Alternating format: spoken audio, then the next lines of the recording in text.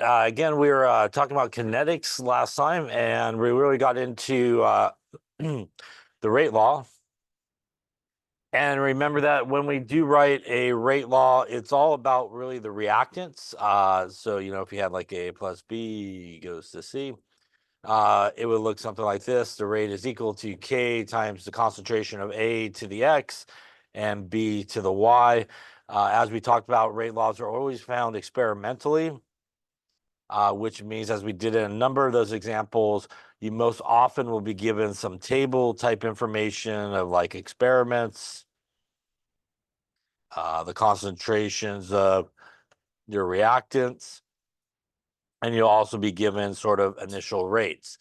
And remember that we sort of want to mathematically determine the orders, which is X for A and Y for B are the orders of this particular reaction. You get the overall order, as we talked about, of the reaction by adding the ones together there, the X and the Y in this case. So mathematically, as we talked about, you can kind of take this sort of calculation, I guess. You can take rate 2 over rate 1 equals K A to the X, B to the Y there, and K A to the X and B to the Y. Obviously, if you had 3 reactants, you would just add another one in that sort of vein. Remember that what we're really looking for here when we go to the table is we want basically 2 entries where one of the reactants, if we only have 2, stays constant and the other one sort of varies. So you have variable to sort of concentration. That will give you basically one unknown. Also, we talked about that, if you tend to sort of choose the one that maybe has the larger rate and put that one up on top, a lot of times they'll give you a little bit more whole numbers when you're doing the math. I don't necessarily have to do it that way. You could get, more decimal type numbers if you kind of go opposite. But eventually what will happen is pretty much this side will cancel out to maybe some type of number like 4. These are going to be constant. And let's just say we were solving for B. So these guys would be constant at that, or be the same number. And it'll give you maybe something like 2 to the Y. Again, here, Y would equal 2, and that would give you your order in this case. Again, if you don't have some pretty numbers, like a couple of the ones I think we did last time as well, a lot of times, if it is really close to a whole number, you could kind of safely sort of round a little bit. If not, you could solve sort of that by taking the natural log basically of both sides. And once again, dividing that back to the other side. And that will get you your 2 in this case. So if you don't have sort of a nice, pretty whole number and you're not really sure you want to round or not, you can kind of, again, take the natural log of both sides and divide it out. At that point, you probably can round if it's pretty close to a whole number. I think maybe we had one that was like 2.99 or something like that. And again, that's probably pretty close enough to round to 3 in that sort of situation.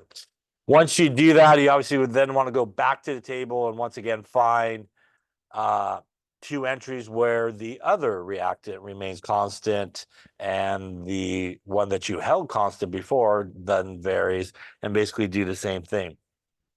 That will then allow you to get sort of the completed rate law with the orders for each of these reactants.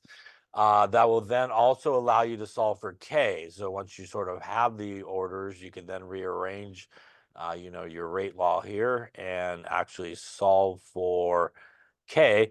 You can solve for K by really grabbing any entry in the table. It doesn't really matter what sort of experiment that you choose. You just can't mix and match, as we talked about. But because it is a rate constant for this reaction, no matter which one that you choose, you should get pretty much the same number in there. So again, you don't have to do them all because they all should give you the same number, but you could choose any entry, just no mixing and matching. Any questions on that stuff that we talked about last time? Okay.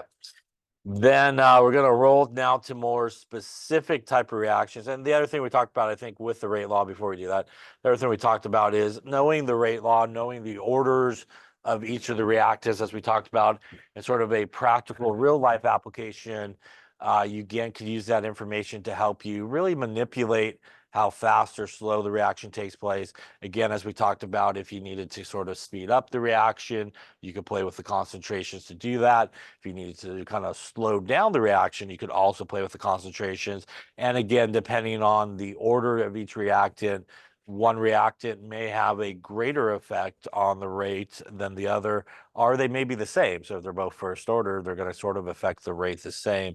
But again, if one was, say, second order versus one that was first order, the one with second order would have a greater effect on sort of the rate if you played with the concentration rather than maybe the other one, which also gives you some options. You don't want to drastically kind of change the rate either faster or slower. You could then maybe use the reactant that has like the lower order, and again you'll get that change in rate, but maybe not as dramatic and stuff like that. So that's sort of the practical application of, you know, sort of understanding the rate law and sort of what you have going on there. So with that being said, let's talk about really specific orders of reactions. So as I mentioned before, there are specific orders of reaction, and there's kind of three very common overall orders that are commonplace, and that is first order, second order, and zero order reactions. Again, larger order reactions are probably not going to maybe occur as often. And if you just think about a lot of the reactions, for example, that you're maybe familiar with, that you have maybe seen, when you look at most reactions, I would say that a vast majority of them would top out at like, you know, like two reactants sort of reacting together, right? You don't typically have reactions where you have like 4, 5, 6 things reacting at once. You know, maybe you got 3 things, but usually about 2 or 1 are very common sort of amounts of starting reactants. And that means that you will be sort of limited in terms of maybe overall order, right? Unless you had one that had an incredibly high order, which probably wouldn't be the case in most cases. So that's why we kind of see first order, second order, and zero order as very common sort of orders of reactions. Again, just because most of the time we're only reacting one thing, maybe or 2 things together, possibly 3, but we don't get reactions where you have like, you know, 5 things, where each one maybe is first order, you have like a fifth order reaction. It's not very common and that type of stuff. So here, first order reaction can be achieved really in 2 ways. Can be achieved with obviously one reactant that has an order of 1, right? Could also be achieved with 2 reactants where one is first order, one is zero order, right? So that would give you a first order overall sort of reaction. And if we write our rate expression for that, again, we would see here it is minus the change in the concentration of A over the change in time. This would give us our rate law for sort of a first order reaction here. The rate is equal to K times A to the first order. If we rearrange it and solve for the rate constant, which we talked a little bit about previously as well, the rate constant is really an important sort of value for a couple of reasons. But in this application, it's important because it will tell you sort of the overall order of a reaction. And again, as I mentioned before, a lot of times they won't just tell you, hey, this is first order or zero order or second order type reaction. They will give you the rate constant. And really, based on the units, you should be able to determine sort of the order of the reaction. So if we just take the units here for the rate, which is molarity over seconds, divided by molarity here, the molarities will cancel. And this gives us the typical units that we see for a first order reaction when you see the rate constant, and that is reciprocal seconds. The truth be told is it doesn't necessarily have to be seconds, but it's some unit of time. So 1 over some unit of time. It could be minutes, it could be hours, it could be days, weeks, years. I would say seconds is a very common sort of unit because when you do a reaction, most of the time you're going to measure it in seconds. How long, you know, how many seconds you let it run for, how many minutes, right? Very, very rarely will you sit there for a year and let it run, right? And years and, you know, have that type of thing. So very commonly we think of sort of reciprocal seconds as the units for first order, but it can really be any unit of time. So any unit of 1 over a unit of time. Now, what we see when we look at A versus time is, as we talked about, A should be decreasing with time. And that is what we see here if we look at a graph of the concentration of A versus time. And we will see that over time, a decrease in the concentration of A.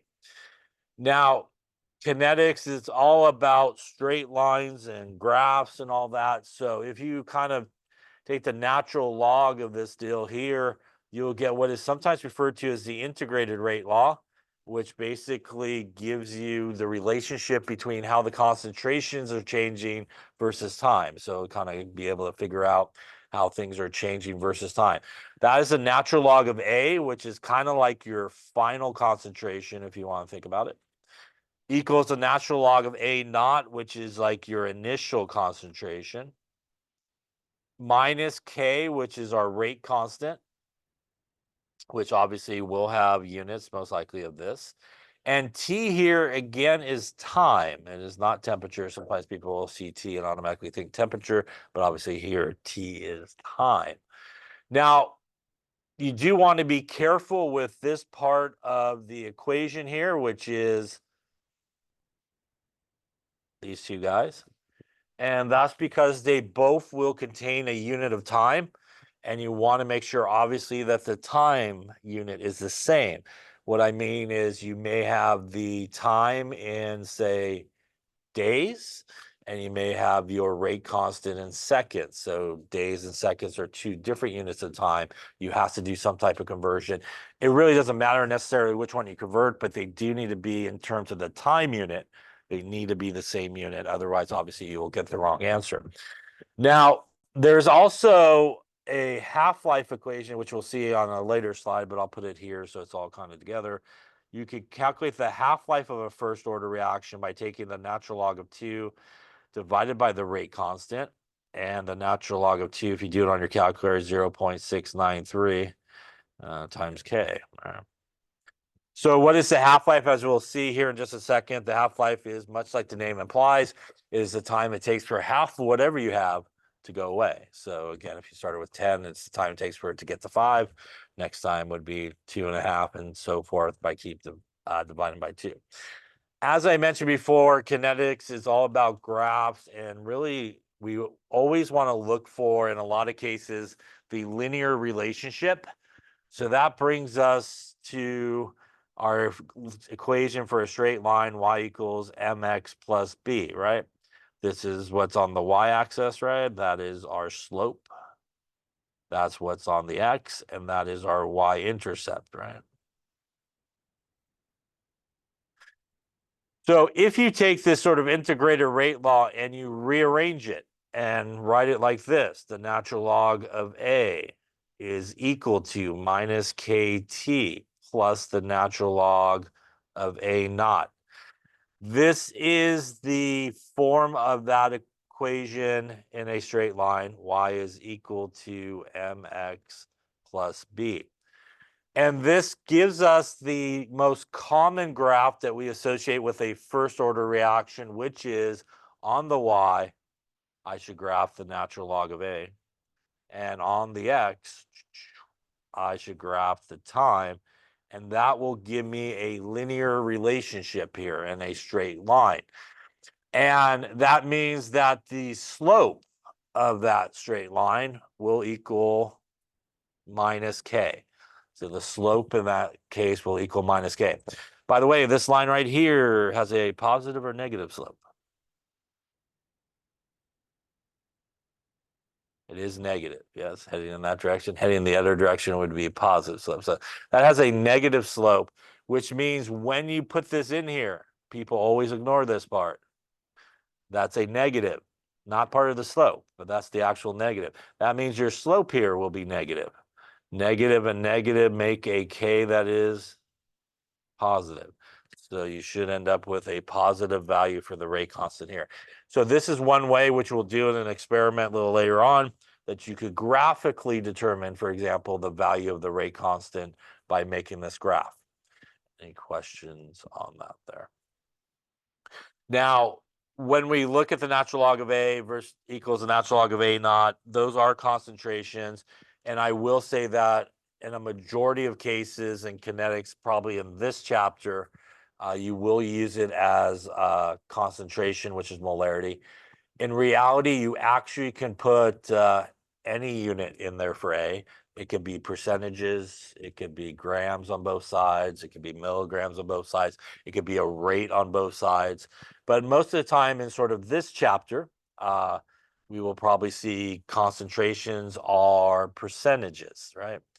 So for example, if it says, you know, the thing has how much time will it take for it to have only like 30% left, right? So the final would be 30%, right? The initial would be 100, right? Or you could do 1 for the initial or 0.3 for the final as well. So again, those are very common ones. I say this because later on in nuclear chemistry, as we will talk about, all radioactive decay actually goes through first order kinetics. So first order kinetics is what happens in nuclear reactions or nuclear decay. And we will see this again. And at that point, we'll use any type of unit, you know, grams, like I said, milligrams, you know, rates and stuff like that. So in this chapter, probably mostly molarity and maybe percentages and stuff like that. But in reality, kind of like the time, as long as really this unit and this unit are the same, you know, you can kind of put it into this equation.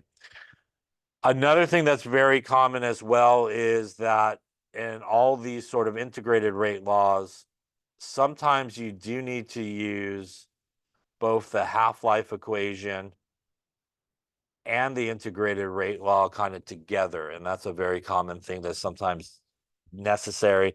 And what I mean by that is you'll be given perhaps like the final concentration, the initial concentration, you're looking for time. And at that point, that's sort of all that's given to you, but they will give you something like the half-life. And a lot of times you will use the half-life equation to figure out K. Once you have K, you can then go in there and solve for the actual problem. So a lot of times you may be given the half-life of something and you may be going, what am I really using that for? But you might need to use it to figure out the value of the rate constant so you could then put it into the other equation and solve for what you need. Any questions on that there? So in terms of first order, several important things here that I just scribbled all over, but we'll kind of review here. Definitely you should know that the rate constant has these type of units, which again is basically 1 over some type of unit of time.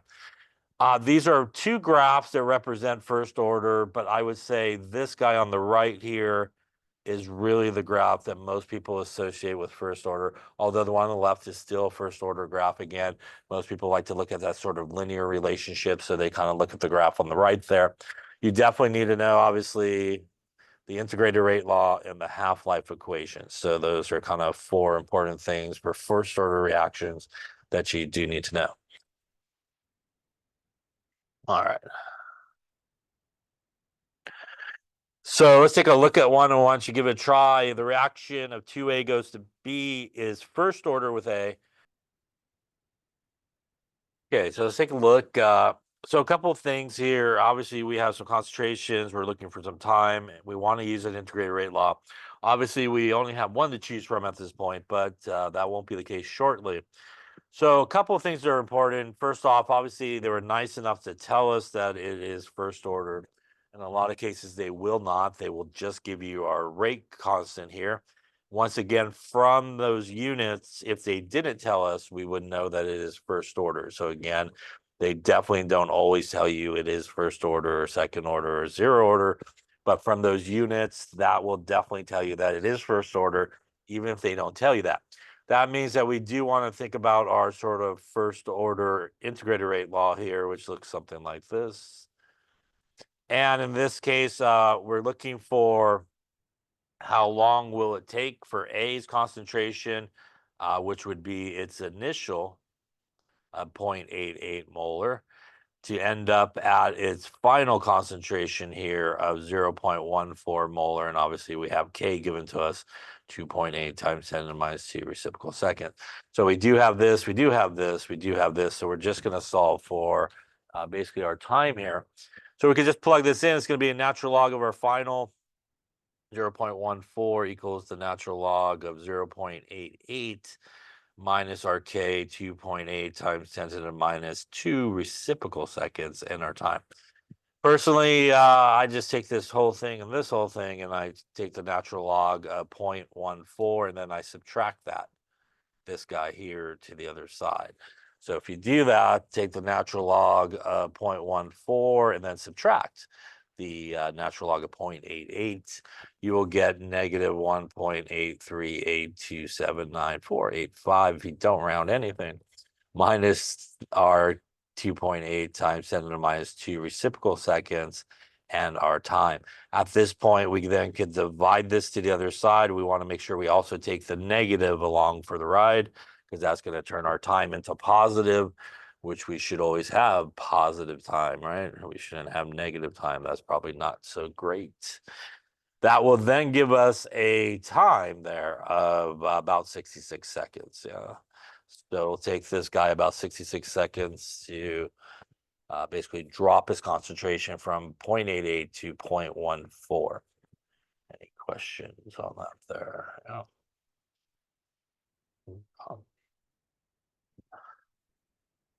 All right.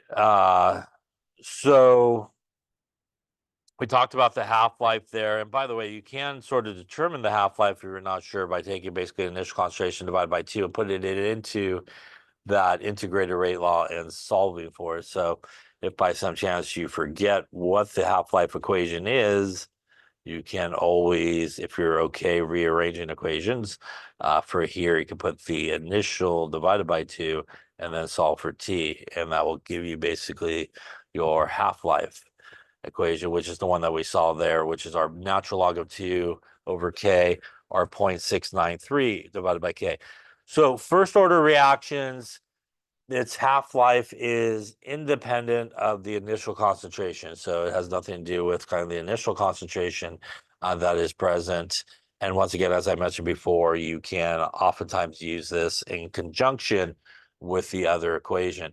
So obviously in this case here, if we're looking for the half-life with a rate constant of 5.7 times 10 to the minus 4, we could just plug it into this equation here, and that would give us the natural log of 2 divided by 5.7 times 10 to the minus 4 reciprocal seconds. And that is going to get us here natural log of 2 divided by 5.7. Again, you definitely want to make sure you're using your exponent button.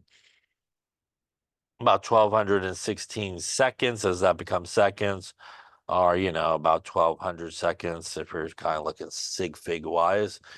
I would know that this is first order because of what's here? Because of the units, right, that I see here on the rate constant is reciprocal seconds. So that is basically what tells me that I should be using the first order half-life equation. So when we talk about first order reactions, second order or zero order reactions, they each, as we will see, have different equations. So this is why it's important to determine sort of what the overall order of the reaction is, so that you do choose, obviously, the correct equations to use when you're trying to solve for something like this, sort of concentration versus time. Any questions on that there? And as you can see here, obviously, after each half-life, we have half of what we started with in terms of circles. After like 10 half-lives, you got like not much left usually at that point. And again, it will kind of keep doing that, sort of decrease by 2. All right, so give us a go. Reaction of this guy's first order. We got a rate constant 2.9 times 10 to the minus 4.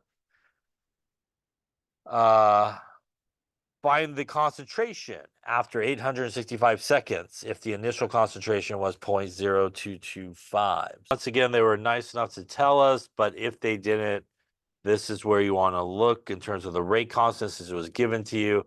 And again, with those units, you know that it is first order. That will obviously direct you to our first order equation here. And in this particular case, we do have our rate constant 2.9 times 10 to the minus 4 reciprocal seconds. We're looking actually for our final concentration. We do have our initial concentration of 0.0225. And we actually have the time in this case, which is 865. So we really have everything that we need. We don't actually have to use the half-life equation or anything like that, since nothing was really necessary in this case. We are going to be actually solving for this guy here. So that's going to give us the natural log of A is equal to the natural log of 0.0225. And that's going to be minus our K of 2.9 times 10 to the minus 4 reciprocal seconds. And our time in this case, which is 865 seconds. Once again, in this case, we are okay. And you should, again, always check. We got seconds there and seconds there. So again, those units are going to cancel out okay. If you have different units, you will be in trouble. But in this case, we're actually okay. We basically could clean up the right-hand side here. So cleaning up the right-hand side, could go natural log of 0.0225 it equals, then subtract it, open up a parentheses, 2.9 exponent -4 times 865, close my parentheses. And that's going to give me a minus 4.045089997 on my calculator. To get rid of the natural log on the left, I need to take the E of both sides. Yeah, should be right there above your natural log button on most calculators. That will get rid of that to make it A. And here we're going to take the E to that answer, and that will give us 0.0175. And we do need units as it is molarity at this point. And that should be our answer there. Any questions on that there? We also see something that we should expect, right? Did my final concentration, is it lower or higher than my initial concentration? My final concentration is, it is lower. Yes, it's not a trick question. Yes, it is lower than our initial concentration here, right? That's good, right? Because it's basically going away with time, right? Decreasing with time since it's a reactant. And we should end up with a lower concentration than we started with. Obviously, if you ended up with a higher, you're probably going in the wrong direction, right? In this particular case. Any questions on that there? Even if they did not tell us there, we see reciprocal seconds. That tells us it's first order. And we would want to use, obviously, our half-life for our first order, natural log of 2 over K. They did give us K here. And we would just plug in this case, natural log of 2 divided by 0.271 reciprocal seconds. And that's going to get us here. Looks like about 2.56 seconds. Is that a fast or a slow half-life?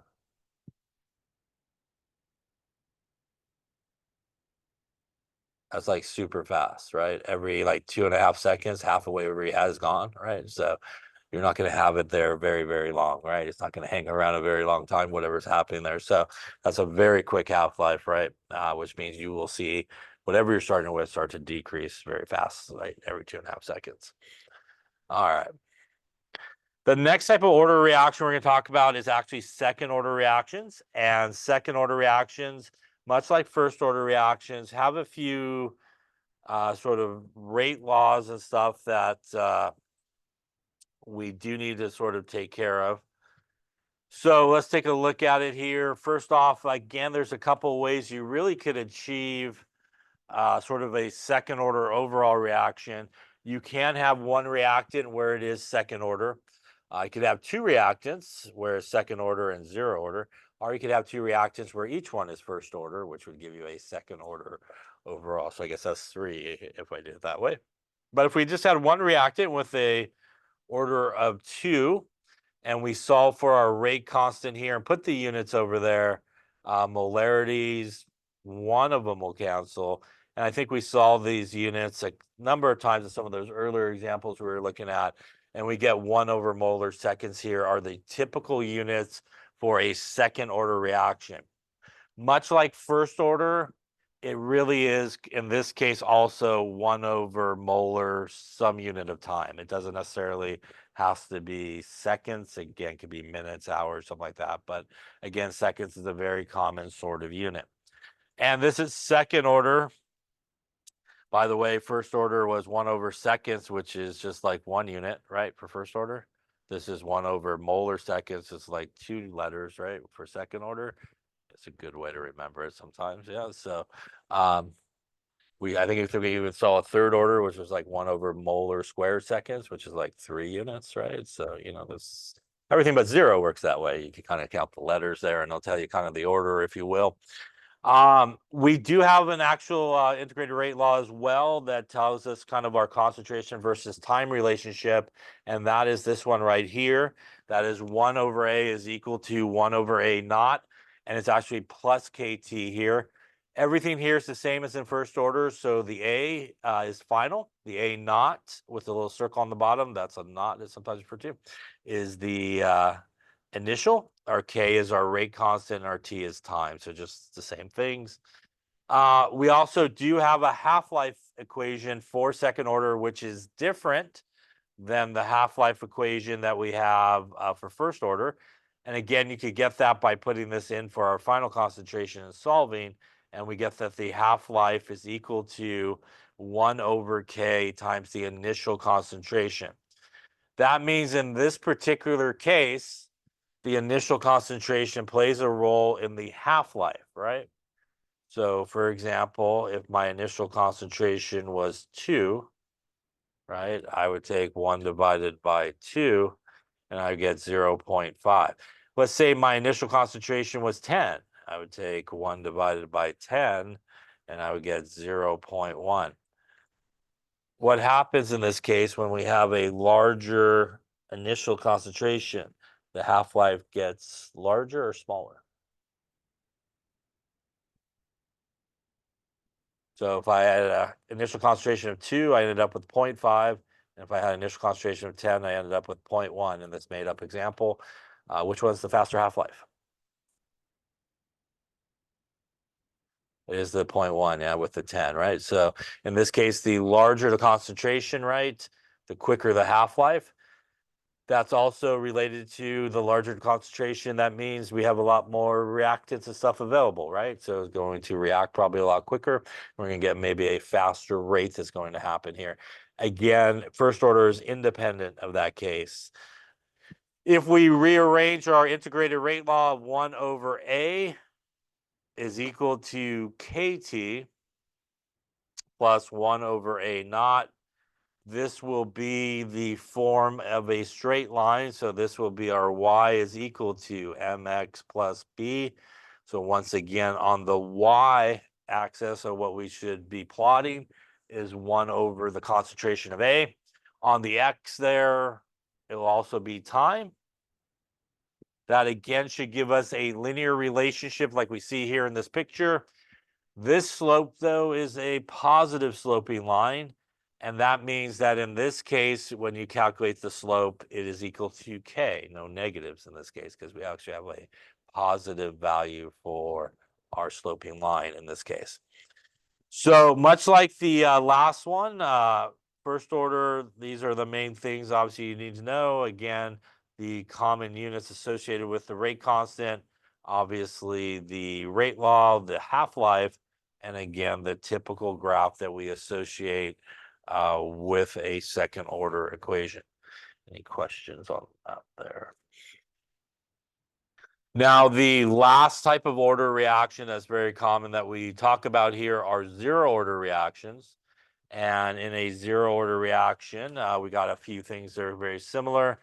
Obviously, in a zero order reaction, anything to the 0 power equals 1, as we talked about last time.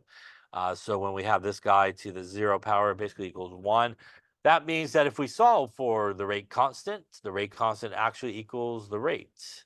And the rate will have units of molar seconds or molarity over seconds.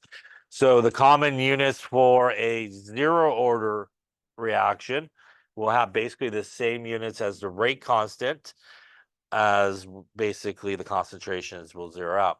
It also has an integrated rate law, which looks very much like the first order reaction or equation, except there's no natural log here. So this is just the concentration of A is equal to the concentration of A naught minus KT. We also have here a half-life equation, which is the half-life is equal to the initial concentration divided by 2K. And again here, the initial concentration does play a role in the half-life here. And again, you can just put like regular numbers in there if you like. You could go like your initials 10 divided by 2, as K is a constant. So you get like 5. If you drop it down to say 5 divided by 2, you get like 2.5. So again, here we see with a larger concentration, a higher half-life, right? Or a longer half-life. And in this case here, with a lower concentration, we see a much faster half-life in this particular case. So in this case, we do see a faster half-life with a lower concentration, initial concentration. Now, when we take this equation here and we rearrange it, much like the first order one, we will have it in our y equals mx plus b equation here. Y equals mx plus b. So in this one, we're going to take the concentration. Again, on the x is going to be time. This will give us our linear relationship where the slope here is equal to minus k. This again is negative because we have a negatively sloping line. That gives us a negative there and a negative there, which gives us a positive when we're all said and done for our k. So again, when you calculate the rate constant, it should really end up being a positive value. And again, that's how we sort of get there in this particular case. Now, you may remember this graph is also the same graph that we saw with first order. When we looked at this graph with first order, we did not see a linear relationship. We saw that decreasing with time relationship for first order. So sometimes people, again, will use this graph for first order, but it will not give you a linear relationship. If you do the same graph of concentration versus time and get a linear relationship, then you're looking at a zero order reaction. So it does need to be linear, that relationship there, for it to be zero order, but it is actually the same thing graphed in the first order graph that we saw. Just like the others, your common stuff here that you need to know: units, equations, and graph. Yeah. Any question on those there? All right, so let's try some here. Maybe a second order equation there is 0.01, and after 5 times 10 to 2 seconds, it is 0.001. What is the rate constant in this case? So give it a go, see what you come up with.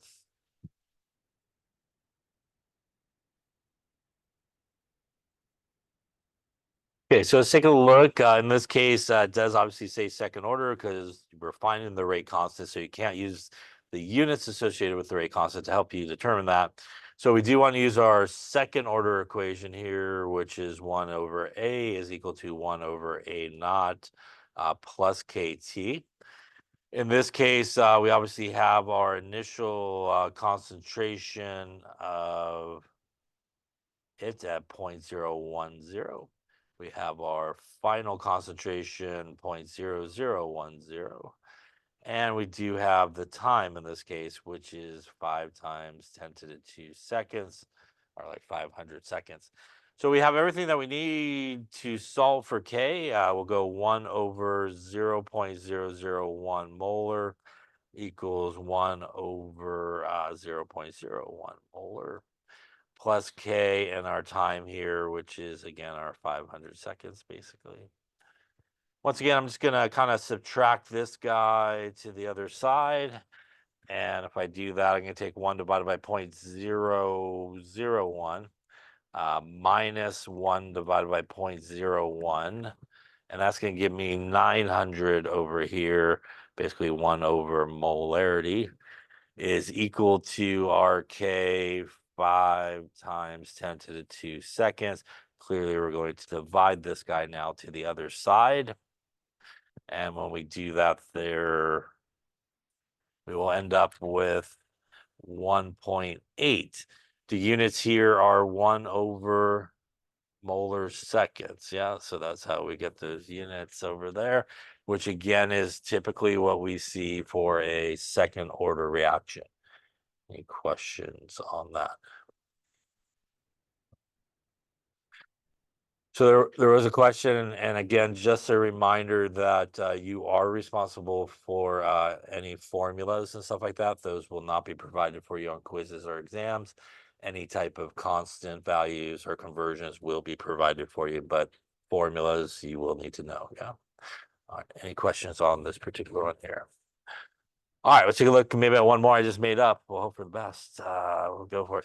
How many? Let's actually do yeah, minutes are good. We'll do minutes. Why not? How many minutes will it take for A to go from 1.25 molar to 0.433 molar in this zero order reaction? The half-life of A is 22 hours. Zero order equations here. Got that. We have a half-life, since that was also mentioned, I think, in here. That is our initial concentration divided by 2K. So in this case, we're looking for time in minutes.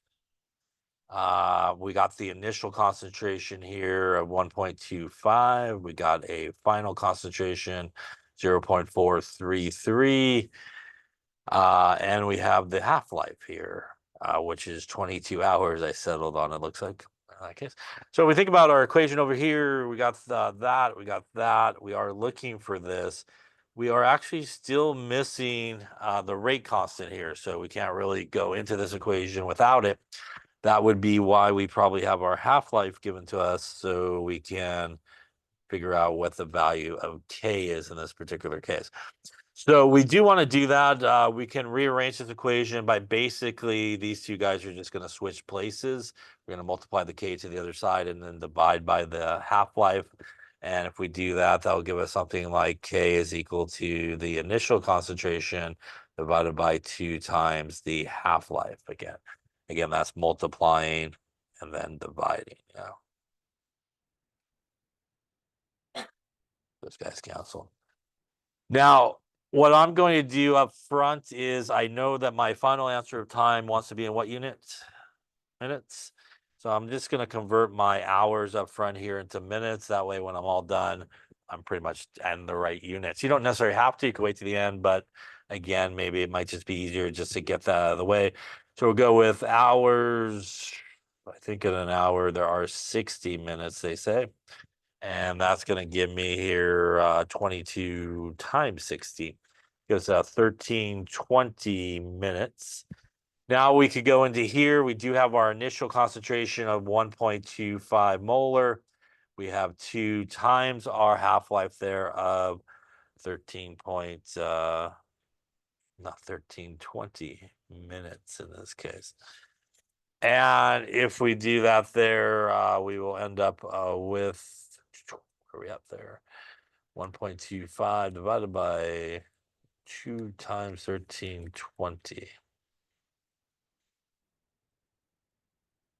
And that's going to get us here basically 0.00473. We call it that's good. I think I will take one more. Why not? And that'll go to 5. The units here are actually molarity over minutes, right?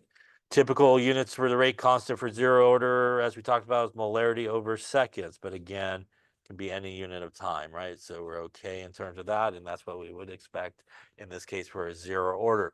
Now we do have the K that we need, and we could plug in. So we'll go with 0.433 molar equals basically our 1.25 molar minus our rate constant that we just got, and we got it in the right units there, molar minutes, and our time. Again, I'm just going to subtract this guy to the other side, and that will give me 0.433 minus 1.25, going to give me a negative 0.817 molar. And that's going to equal minus 0.004735 molar minutes times T. I'm going to obviously divide this to the other side. When I do that, the molarity goes to the bottom, the minutes go to the top, right? And we end up with minutes left over. I'm actually going to divide it by the whole numbers, so maybe slightly different than what you might get. But I'm just going to come over here. So using the whole number there instead of the rounded number, I think I lost a zero when I rewrote it there, put it there. You get something like 1,726 minutes in that ballpark, which is about 28, 29 hours in that place, yeah. Or 1,730 if you want to round up there. I guess looks like 3-ish. I guess we have in most cases, or 2. So we can round if you want, or about 1,730 minutes. Any questions on that one there? So again, an example that it's very common that sometimes you do need to use the half-life equation with the sort of integrated rate law. And most of the time, there'll be a situation where you're probably needed to figure out the K value that you can then use in the other equation. Any questions on these orders? Okay. All right. So here's a nice little summary table of sort of the equations that go with each of those. And once again, pretty much need to know both of these columns and obviously those guys that go with it. As we also talked about graphically, you also need to know the graphs that are associated with each of these. So again, if you get a linear graph, a straight line basically of concentration versus time, that would be your zero order reaction. So if you got your concentration versus time, zero order. It will be linear first order if you graphed your natural log of A versus time. It would be linear-ish. And here for second order, 1 over A versus time, linear line going in the opposite direction there for second order. Any questions on any of that stuff there? All right, so the next thing we're going to talk about actually is sort of the temperature dependence on the rate constant. So how temperature sort of affects the rate constant. So first off, we'll look at a couple of graphs here, and these are what are sometimes referred to as energy diagrams. And over here we have our reactants, right? Going to our products. And in this particular case, on the left here, this is an exothermic reaction. It is exothermic because the products are lower in energy than the reactants, right? So energy is being released in this case in order for the reactants to get to the products. By the way, as you may be familiar with, right, if I take the difference in the energy of these two guys, right? What is that if I take the difference in the energy of these two guys? That is the change in enthalpy. Yeah, so that's the change in enthalpy for the reaction, delta H. And delta H for an exothermic reaction is positive or negative? I think I heard somebody whisper negative, and that would be correct. It is negative, I think. And that is because your products are a smaller number, right, in terms of energy than your reactants. So if you take a smaller number minus a larger number, you will get a negative number, right? And that's because you take products minus reactants, right, to find the delta H of a reaction, right, is basically the delta H of the products minus the delta H of the reactants. So products are smaller number than our reactants, so that gives you a negative number. Now, opposite over here, this is an endothermic reaction, which means heat and energy is being absorbed, right? So energy released here, energy absorbed here. And that is when we have our products that are higher in energy than our reactants. And once again, if you take the difference in energy between the reactants and the products there, that's going to give you your delta H of the reaction, which is usually a positive value when you calculate that. And again, in this case, our products are actually going to be a larger number than our reactants. So larger number minus smaller number gives you a positive number in that case. So what happens when a reaction takes place is a couple of things. First off, there does need to be a collision, and they do need to have things hit each other. But not all collisions will actually result in products being formed. So just because two reactants bounce into each other doesn't necessarily mean that you will make a product in that particular case. There's actually a couple of things that need to happen for a product to sort of be formed. The first is they actually need to hit each other in the right location. So kind of like the active spot, they actually have to hit each other sort of in the right orientation for products to be formed. The second thing that's also really important is they actually have to hit each other with the right amount of energy to sort of initiate that reaction to take place. And that energy is really the activation energy, which is the minimum amount of energy that's required for a reaction to take place. On this graph, it is the hill that the reactants have to climb to get to the other side. So that is the activation energy right there. And here for our endothermic, this is the hill that the reactants have to climb to get to the other side. Right. And obviously, as you can just see from these two diagrams here, the one with the greater activation energy is which one? The endothermic reaction, which does sort of make sense if you think about it. It's endothermic, so that means overall, got to throw some energy in there to kind of help people get up and over that bigger hill, right? The other one, you don't have to worry too much about that in that sense. That hill is also what kind of determines how fast or slow a reaction would take place, right? So if you had a much larger activation energy, that means that you might have less people that have enough energy to get up and over the hill to the other side, and that might result in a much slower reaction happening, rather than if you had a much smaller activation energy hill, there would probably be a lot more people that have enough energy to get over to the other side, and that would probably account for sort of a faster reaction happening, right? Like if you had to walk up a giant hill, right, to get to the other side, or you just had like a little speed bump hill that you had to walk, you're going to get to the other side. More people can get to the other side of the speed bump rather than walking up the mountain, right, to get to the other side, which is a much bigger hill, right? And so it's going to be a lot slower of a trip as well to get up to the other side. So what is happening as basically a reaction is taking place and reactions do hit each other? They do perhaps have the right amount of energy. Well, all that happens in a chemical reaction, right, is that we pretty much will break bonds, right, on the reactant side, and then we'll make some bonds on the product side, right? So it's all about electrons. That's why we also have conservation of elements. We don't do anything with the nucleus, which are protons, right? So since it's only about electrons, we maintain the elements that we're dealing with. We don't have any turnover of elements to anything new. They stay the same, but we just basically break bonds. So as they are trucking up the hill here, what is happening is they're starting to break bonds and they're actually starting to make bonds. So kind of they're starting to make and break bonds at this point.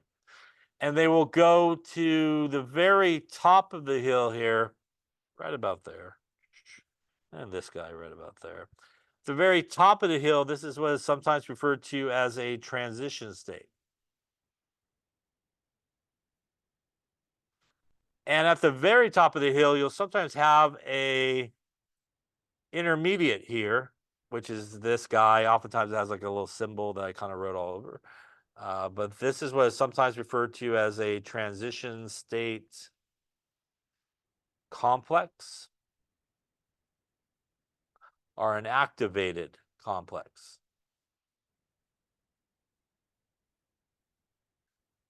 Now, let's talk about the stability of that guy. That guy is pretty much at the peak of energy. In chemistry, right? Are things in high energy or low energy more stable? Whether things really want to be in high energy or low energy. Pretty much everything we do in chemistry is all about getting to the lowest possible energy, right? So lowest energy is really, really important. High energy is typically quite an unstable situation. A lot of processes in chemistry is all about that, making bonds, breaking bonds, how things react, just to lower the overall sort of energy of everybody to make it more stable. So this guy, this transition state is at the highest point in energy. It is really unstable. And it really obviously will not hang around a really long time. So a lot of times we'll just kind of drop down to the other side very quickly. A lot of times it's really hard to isolate like a transition state complex because it is something that in a lot of cases has partially made bonds and partially broken bonds. So it's really this sort of transition a complex, like the name implies, is kind of in that transition state where they're starting to break the bonds they originally had, but at the same time making some bonds. So they got caught in partially broken bonds, partially made bonds, and that's what makes it quite unstable and why it's sort of the peak of energy. So these guys have sort of partially broken and made bonds.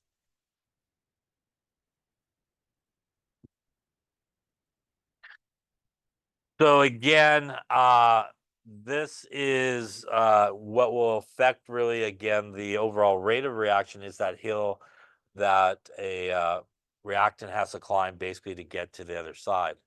Now, we'll talk about it in this chapter. And again, just since we have the diagram here, maybe I'll do this. I'm just going to erase some of this here. There is ways that you can speed up a reaction, by the way, and one of those ways we talked about a little bit earlier, and we'll see it again at the end, is you could add a catalyst, for example. So you could add a catalyst to a reaction, which again is not a reactant, it's not a product. Is there just simply to find maybe a better alternative pathway for that reaction to take place, or really a more efficient pathway. And ultimately, what that does in terms of when you add a catalyst and why it typically will speed up a reaction is by finding that sort of more efficient way for that reaction to take place, it ultimately will actually lower the activation energy. So instead of having to climb the other hill, it will actually lower that activation energy. The result of that is you'll have a greater proportion of molecules that will have enough energy to get up and over to the other side of the smaller hill. The result of that is you'll have more reactants going to products, and usually will involve an increase in the rate of reaction because a lot more guys can get to the other side a lot quicker rather than having to go all the way up the initial hill to kind of get to the other side. Any questions on that there? So what is the relationship between temperature and the rate? And this is the Arrhenius sort of relationship. K, which is the rate constant, is equal to A e to the activation energy RT. A is a frequency factor, which basically we'll talk about, but basically it is really the proportion of molecules that have enough energy to kind of get up and over to the other side, right? R is our gas constant, but it is the one that involves energy, so not the one that you use in the ideal gas law. So it is this one here is the gas constant that you want to use. T is our temperature in this case, and it does need to be in Kelvin, and obviously E of A is our activation energy. So if we just think logically, for example, about sort of temperature and what effect it should have on sort of the rate and the rate constant, we would think about the idea that when I increase the temperature, would I be adding or removing energy to that system? By increased temperature, I am basically adding energy, right? And when you do that, everybody will gain a lot more energy. And what happens is we will typically see the reaction increase, or the rate of the reaction increase, because now, even though our activation energy hill didn't come down, what we did is we added some energy to our reactants, and now we're going to have a greater proportion of reactants that actually do have enough energy to get up and over that hill to the other side, because we sort of supplied it by increasing the temperature. So typically, again, when we see an increase in the temperature, we will see an increase in the rate of the reaction, or the rate constant as well. And that's because, again, that's going to provide a greater proportion of molecules to get up to the other side. The opposite is true as well. If I took everything and threw it on ice, what I'm essentially doing is removing energy. And the result of that is we will now have probably a much smaller proportion of molecules that will have sufficient amount of energy to get up and over that hill, basically to the other side. And that's going to result in obviously less reactant molecules getting to the product side. And that's going to really slow down our rate of reaction, right? Because there's going to be less people that basically have enough energy to get up and over the hill to the other side. So as I mentioned before, that energy barrier, that activation energy, is really one of the major determining sort of factors in terms of, how fast or slow that reaction will happen. And again, at the peak of that activation energy is that activated complex, where again, it has those sort of partially made and partially broken bonds that we talked about. So here's just an example of this. We're going to get a rearrangement of this molecule here. So again, what's going to happen is we're going to start to weaken some of these bonds we initially had, and we're going to get some rotation so these guys can come in contact with where they need to be. And again, as you can see, as it kind of goes up the hill, we get this kind of breaking of bonds and rotation, starting to make some new bonds until eventually it sort of reassociates in the other orientation and starts to make those new bonds. So looking at this equation here, which again is our Arrhenius equation, a more sort of useful version of it, or more commonly used version of it, is to go through there and natural log it up. And if we just look at the rate constant versus temperature, as I mentioned a second ago, at a much lower temperature, we have a smaller rate constant, right? And that means that the reaction is probably going to occur a lot slower. When we really increase the temperature, a higher temperature, we end up with a much higher rate constant and a much higher rate for that reaction that's basically occurring in this case. So again, that temperature relationship. Now, this equation here is one that you should know. I would call this kind of the graphical version of this equation that people use for a graph. And that is, as you might not imagine or might imagine, if you do this, that is our y is equal to mx plus b. So that is basically the Arrhenius equation to give you a linear relationship, where typically you would use that equation to plot. On the y would be the natural log of k. On the x in this case would be 1 over the temperature in Kelvin. And this will yield you a straight line. And it will be a straight line that looks like that, with a negatively sloping line, where the slope of that line is equal to minus E of A over R. As I just mentioned, this line has a negatively sloping curve, right? Which means your slope will be negative. Along with this negative, will make your E of a positive number. So the activation energy should always end up being a positive number. If you look at the graph, it's going upwards, right? It's a positive hill, basically, that you have to climb. So one thing to part with here for today is when you do calculate the activation energy, which you could do graphically using this equation, draw a straight line, the best fit line, and take the slope, you should end up with a positive value for activation energy. Any questions on that there?